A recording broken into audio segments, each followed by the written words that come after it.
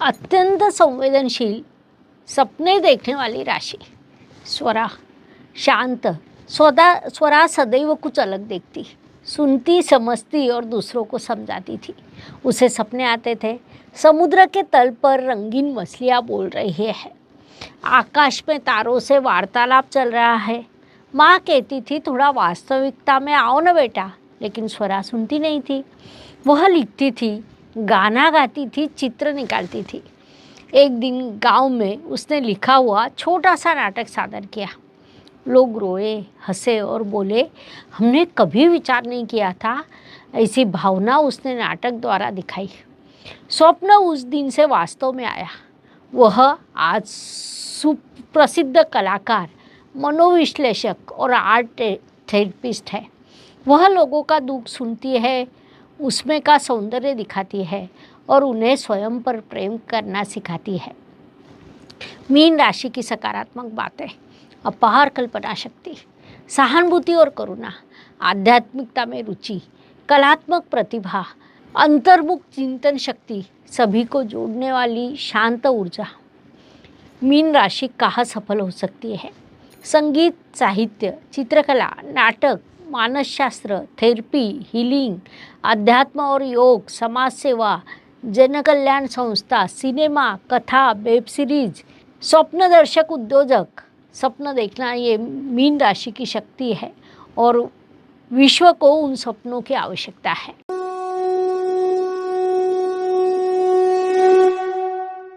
Mean का विश्व, mean का गणित।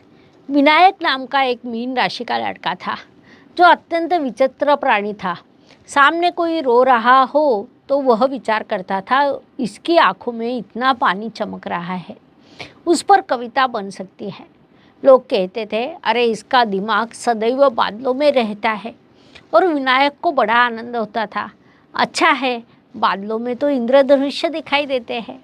एक बार गांव में गणित का एक बड़ा प्रश्न निर्माण हुआ।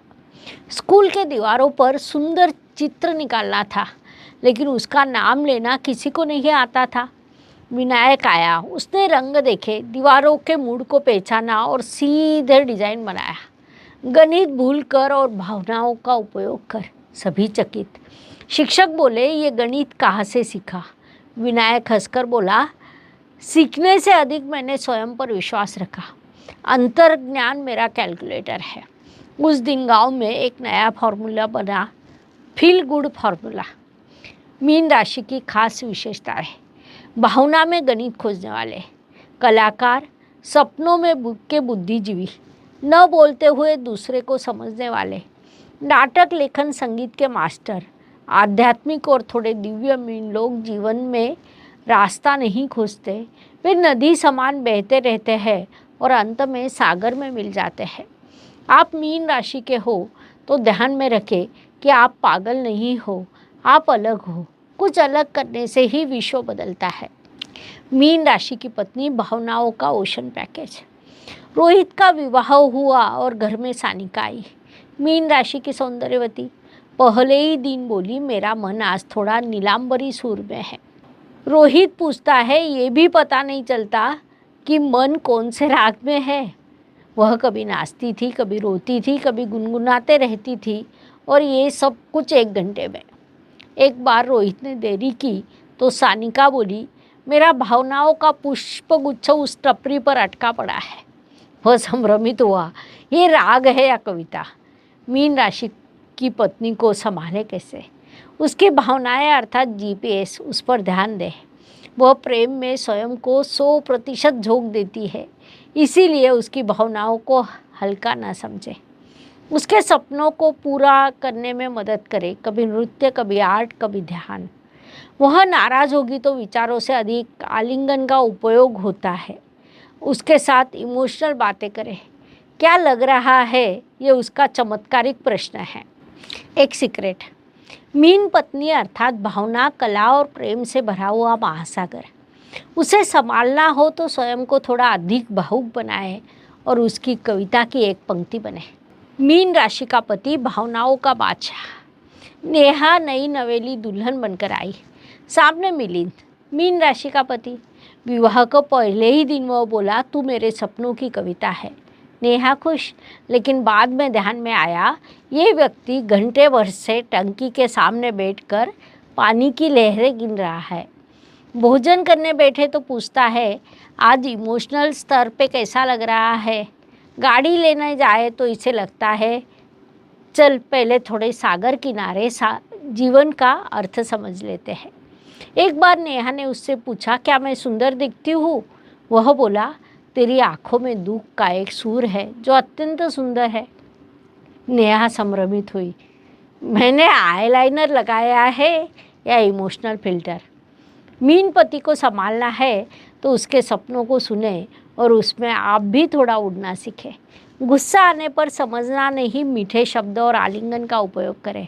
उसे क्रिएटिव स्वतंत्रता दे। पेंटिंग, कविता, म्यूजिक ये उसके ऑक्सीजन है। और हाँ, प्रेम दिखाते समय सूटेबल बने। वह भावनाओं को का रडार लगाकर ही घूमता है। मीन पति का प्रेम प्रॉपर्टी समझे, उसे आपका जीवन रोमांटिक होगा। मीन राशि का लड़का सपनों का सुपर हीरो। शरद को एक लड़का था, ईशान, मीन राशि का। स्कूल शुरू हुई लेकिन लड़का पढ़ाई छोड़कर खिड़की से बाहर देखने लगा। शिक्षक पूछते हैं, उत्तर दे। ईशान कहता है, मैं अभी एक कल्पना को पकड़ा। पृथ्वी से पानी गायब हुआ है और मैं उसे खोजने निकला हूँ। शरद गुस्सा हुआ, अन्य लड़के पढ़ाई करते हैं और मेरा लड़का जल पर्यटन करता है। माँ बोली, उसे संभ्रमित ना करें, उसके दिमाग का वाईफाई अलग चलता है। मीन राशि के लड़के से डील करते समय उसे केवल पढ़ने का ना बोले, उसे कथा पढ़ बोले, वह तुरंत पढ़ने लगता है। उसके सपनों में रंग उसे ही भरने दे, वही उसका फ्यूचर मैप है। गुस्सा होने पर समझना नहीं, एक कप कोको और शांति से बोलना ये उपाय है। उसे क्रिएटिव चीज़ें करने दे, ड्राइंग, लेखन, संगीत। और हाँ, उसका अधिक विचार करना अर्थात इमेजिनेशन, उसमें आप सम्मिलित हो जाए। मीन लड़का अर्थात भावनाओं से भरा हुआ कलात्मक रॉकेट। उचित प्रोत्साहन मिलने पर वह आकाश में स्थित चंद्रमा पर भी कविता लिख कर लाता है। मीन राशि का बॉस कैबिन में बैठा हुआ कवि। स्वप्निल एक नए ऑफिस में ज्वाइन हुआ।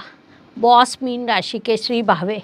पहले ही मीटिंग में उन्होंने पूछा, आपके प्रोजेक्ट का अस्तित्व कुछ है? स्वप्निल संभ्रमित हुआ, सर आप डेटा मांग रहे हैं ना, ये क्या फिलॉसफी है? एक दिन बॉस ने सभी टीम को मेडिटेशन म्यूजिक लगाकर काम करने को बोला।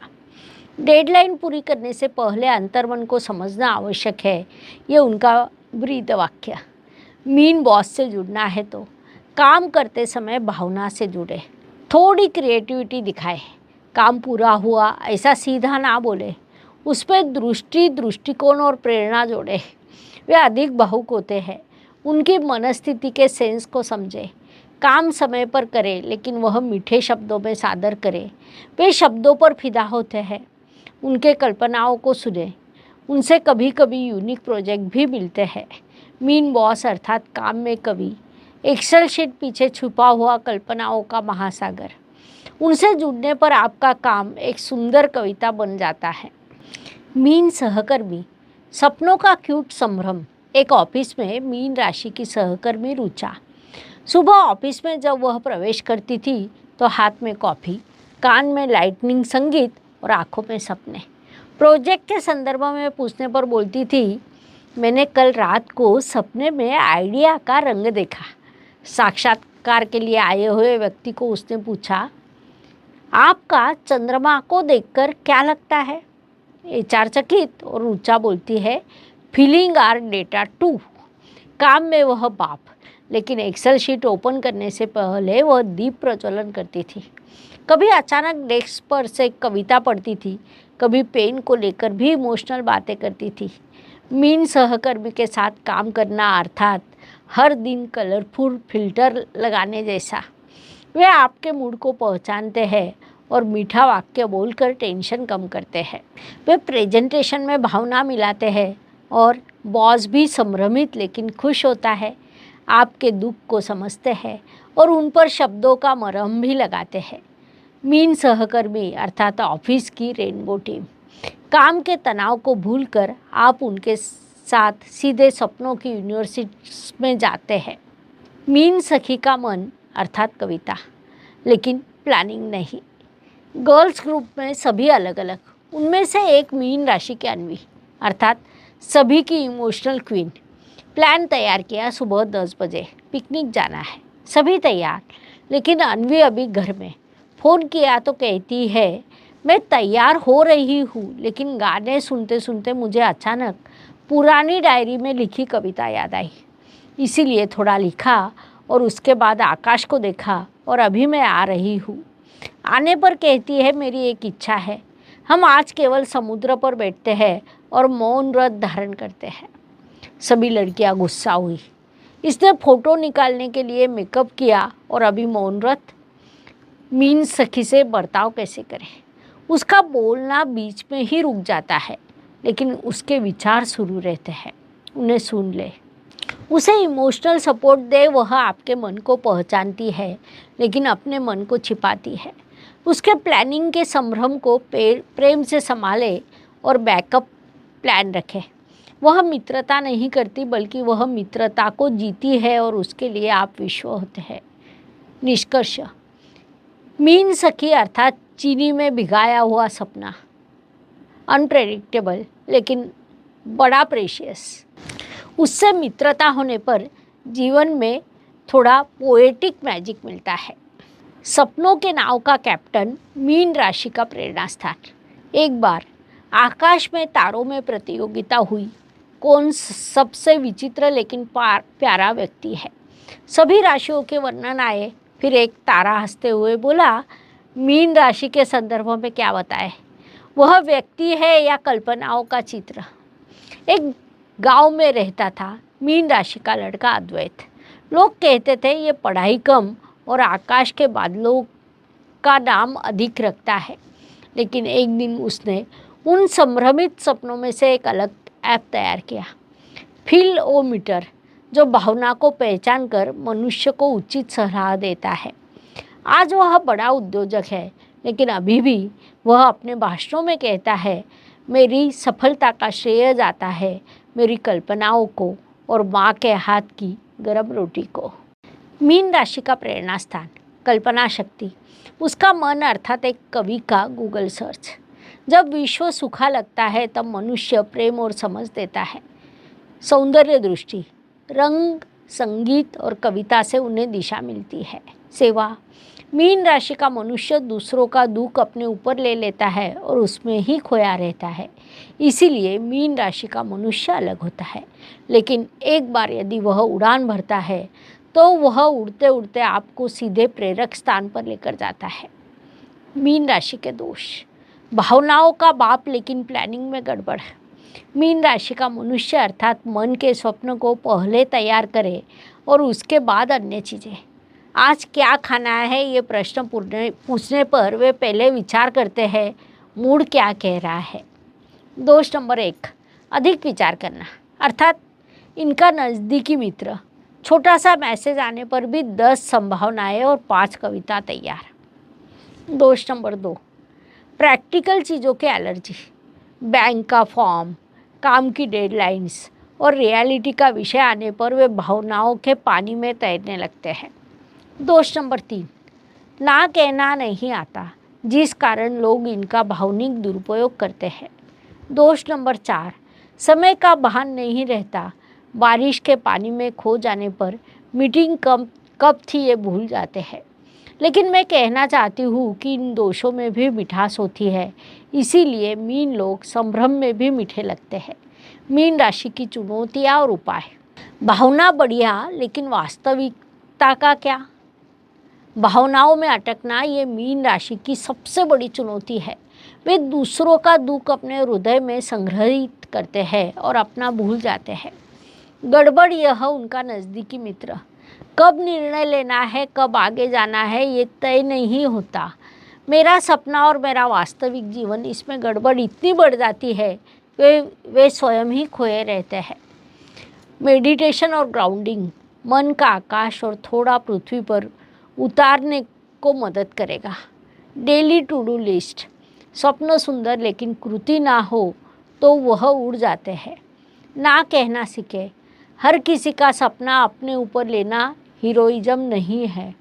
और हाँ, अपने लिए समय निकालें, स्वयं को समझे, उसके बाद विश्व आप पर फिदा होगा। अर्थात भावनाएं रखनी है लेकिन उसमें डूबे नहीं। धन्यवाद। शुभम भवतु। ज्योतिष का अध्ययन तथा शास्त्र की शास्त्रीय तरीके से पढ़ाई करने के लिए मेरी 2 किताबें प्रकाशित हो चुकी है, उनका अवश्य लाभ लीजिए।